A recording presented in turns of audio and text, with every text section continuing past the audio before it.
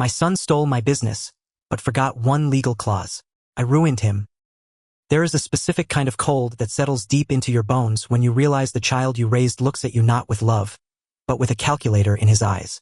They say that if you build a fire, it will keep you warm, but nobody warns you that the very people you invite to sit by your hearth might be the ones plotting to pour water on your coals. My name is John. I am 62 years old, and for the better part of the last 20 years, my life has been defined by the rugged, unforgiving, yet breathtakingly beautiful wilderness of the Colorado Rockies. After serving 20 years in the Marine Corps, deploying to places where the air smelled of sand, copper, and adrenaline, I needed silence. I needed a place where the only loud noise was the crackle of splitting timber and the rush of a mountain river. So, I took my pension, bought 40 acres of untamed land bordered by national forest, and I began to build. I didn't hire a crew. I didn't bring in excavators or cranes. I built my wilderness camp, iron and ash, with my own 2 hands. I spent months waist-deep in the freezing river, pulling out massive, perfectly smooth stones. I hauled them up the banks, my back screaming, my hands calloused and bleeding, to construct dry-stacked stone hearths. I built 6 of them, massive, beautiful, primitive cooking stations that looked like they had grown directly out of the earth. I became known for what I did over those fires. People came from all over the country just to sit at my camp. I didn't serve hot dogs. I specialized in the cinematic, ancient art of bushcraft cooking. I would slow roast whole, wild-caught river trout stuffed with sage and lemon, the skin blistering and sizzling against a blackened cast-iron skillet. I'd hang thick, marbled cuts of venison from a handmade wooden tripod, letting the fat render slowly, dripping down into the glowing red embers of wild cherry and hickory wood. The hiss of the fat, the intoxicating, thick pillar of white smoke rising into the canopy, the smell of roasted meat and pine. That was the soul of my camp. It was authentic. It was real. And for a long time, my son, Mark, seemed to respect it. Mark had always been a smart kid. I paid for his college, watched him get his business degree, and stood by proudly when he married Jessica. Jessica was sharp, impeccably dressed, and ran a lifestyle page on social media. She viewed the world through a screen, constantly evaluating how a moment could be filtered, cropped, and monetized. I didn't entirely understand her world, but she made my son happy, and that was enough for me. About a year ago, the visits became frequent. Mark and Jessica would drive up in their pristine, leased luxury SUV, stepping onto my dirt paths in designer boots that had never seen a day of actual mud. They brought expensive whiskey and sat by my fires, watching the guests laugh, eat, and pay handsomely for the experience. But they weren't looking at the fire. They were looking at the margins. "Dad, you're sitting on a gold mine," Mark said one evening, swirling his glass. "But you're working too hard. You're hauling wood, cooking, cleaning. Your knees are shot from the core. You need to scale this." "I don't want to scale, Mark," I replied, tending to a cast-iron Dutch oven filled with a bubbling stew. "I like it exactly how it is." Then came the concern, the fake, cloying concern. Jessica leaned in, her manicured hand resting on my rough, ash-stained sleeve. "John, we worry about you out here all alone. What if you fall? What if your back gives out entirely? Mark and I want to help. We want to take over the management. We'll handle the bookings, the LLC, the taxes, the marketing. You just sit back and be the face of the place. Enjoy your retirement." They presented me with a thick stack of papers a week later. An operating agreement. They framed it as a partnership where they would assume the legal liabilities and day-to-day management of the LLC, while I retained ownership of the land. I was tired. My joints ached when the winter weather rolled in. I looked at my son. My boy, the one I had taught to strike his first match, and I trusted him. I signed the papers. The ink wasn't even dry before the invasion began. Within 2 weeks, a massive delivery truck rumbled up my dirt road.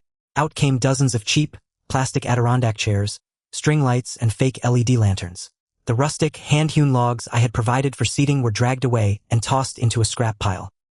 I stood on my porch, watching the circus unfold, when Jessica walked up, tapping furiously on an iPad. "Jessica, what is all this?" I asked, keeping my voice level. "Oh, John, we're rebranding," she said with a bright, entirely hollow smile. "We're pivoting to luxury glamping. Our target demographic is high-income millennials from Denver and California. They want the idea of nature, but with high-speed Wi-Fi and proper aesthetics. This camp is about bushcraft. It's about the fire and the food," I said, a knot tightening in my stomach. Mark stepped out from behind a stack of imported, synthetic luxury tents. Actually, Dad, we need to talk about the fires. He wouldn't meet my eyes. He looked at the ground, then at his wife for support. We're implementing a strict no-wood fire policy starting tomorrow. I stared at him, sure I had misheard. A what? Mark, this entire place revolves around the stone hearths. I have groups coming in this weekend specifically for the cast iron cooking experience. We canceled those, Jessica chimed in, her voice hardening, dropping the sweet daughter-in-law act completely. We've partnered with a high-end catering company. They'll bring in prepackaged, organic, microwavable meals. The wood smoke is a massive liability, John. It gets into the guests' cashmere sweaters. It ruins their hair. And quite frankly, it smells. It smells like the woods, I growled, taking a step forward. You can't ban fires at my camp. Mark finally looked up, and the coldness in his eyes chilled me to the marrow. It's not your camp anymore, Dad. You signed over the management rights and the operational control of the LLC. We make the rules now. You are legally barred from interfering with the guest experience. If you light a fire, you are in breach of contract, and we will be forced to remove you from the premises. I stood there in the chilling mountain air, utterly paralyzed. My own son had just threatened to evict me from the business I built with my bare hands. I realized in that singular, heartbreaking moment that I was no longer a father to him. I was an obsolete employee standing in the way of his profit margins. The next month was hell. I watched as they transformed my sanctuary into a sterile, soulless theme park. Influencers strutted around my woods in spotless outfits, taking selfies with unlit, decorative logs. The smell of rendered fat and hickory smoke was replaced by the cloying scent of designer perfumes and catered avocado toast. I was banished to my small private cabin, told explicitly to stay out of sight because my grungy, ash-stained aesthetic didn't fit their new brand. I didn't yell. I didn't beg. The Marine Corps taught me that when you are ambushed and outgunned, you retreat, you assess the terrain, and you find a tactical advantage. I drove into Denver to see an old platoon buddy, Miller, who had traded his rifle for a law degree decades ago. I dropped the operating agreement on his mahogany desk and sat in silence while he read it. Miller took off his reading glasses and rubbed the bridge of his nose. John, I'm going to be straight with you. Your kid screwed you. This contract is ironclad regarding the business operations. They own the LLC. They own the management rights. They dictate what happens on this land commercially. I felt the last ember of hope begin to die. So they just get to take it? All my work. Miller flipped to the back of the file, looking at the original property deeds and construction permits I had brought along. He paused, his brow furrowing. He leaned closer to the paperwork, tracing a line of text with his finger. A slow, dangerous smile began to spread across his face. John, Miller said softly, when you built those stone hearths, did you pour concrete foundations? No, I replied, confused. They're traditional dry stack, friction and gravity. Same with the cooking tripods, the prep tables, the wooden pavilions. I built them using traditional joinery, wooden pegs. No concrete, no municipal anchoring. Miller let out a short, sharp laugh.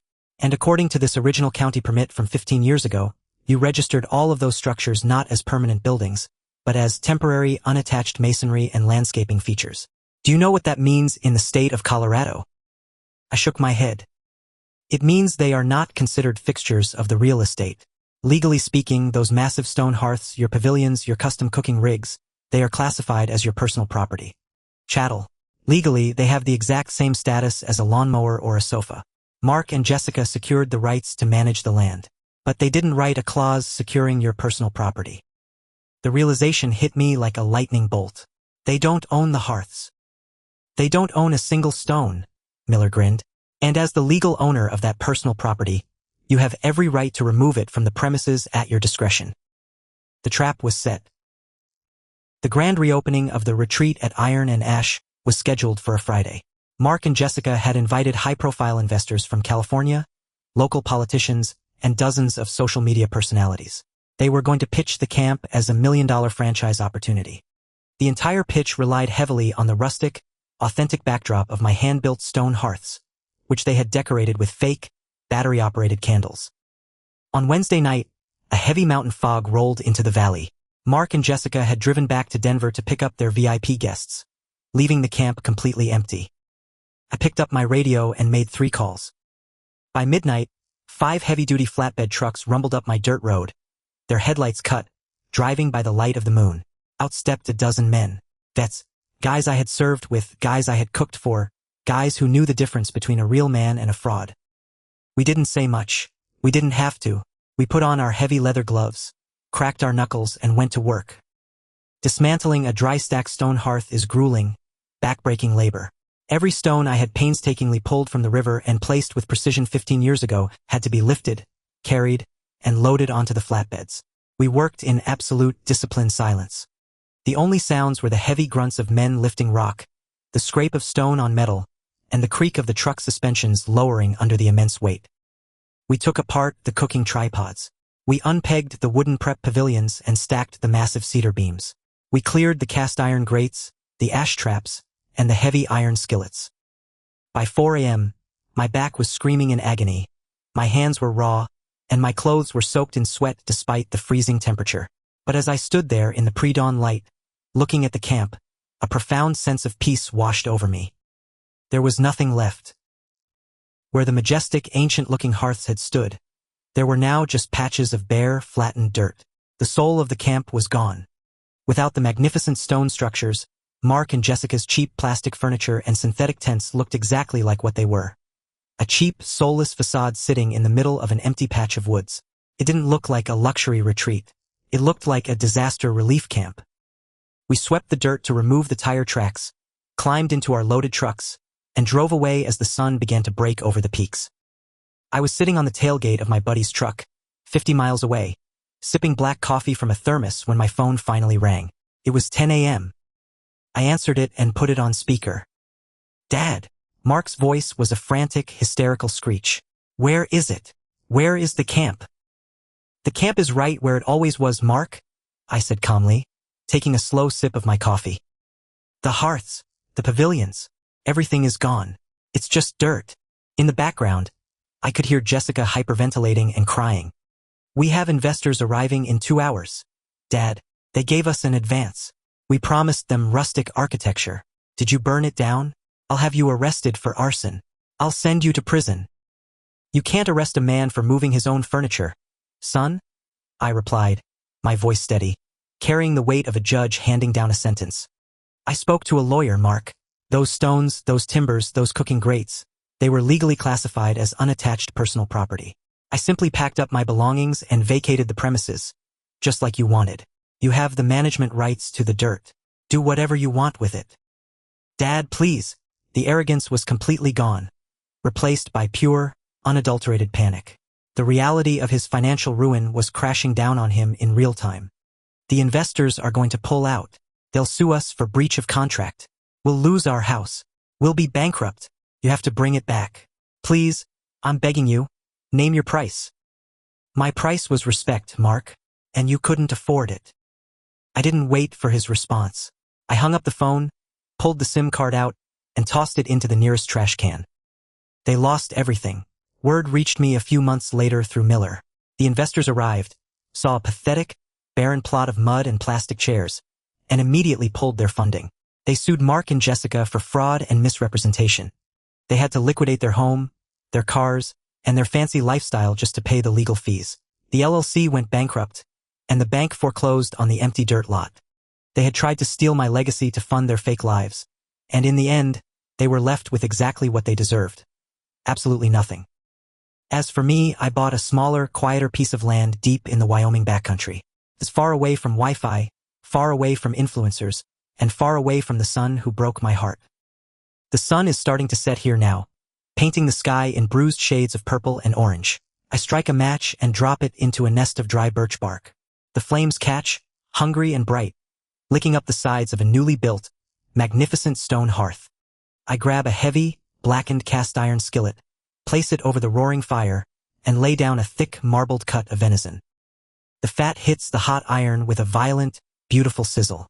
The sweet, intoxicating smell of wild cherry smoke rises into the cold evening air, wrapping around me like an old friend. I am alone, but as I sit by the fire I built with my own hands, I have never felt warmer.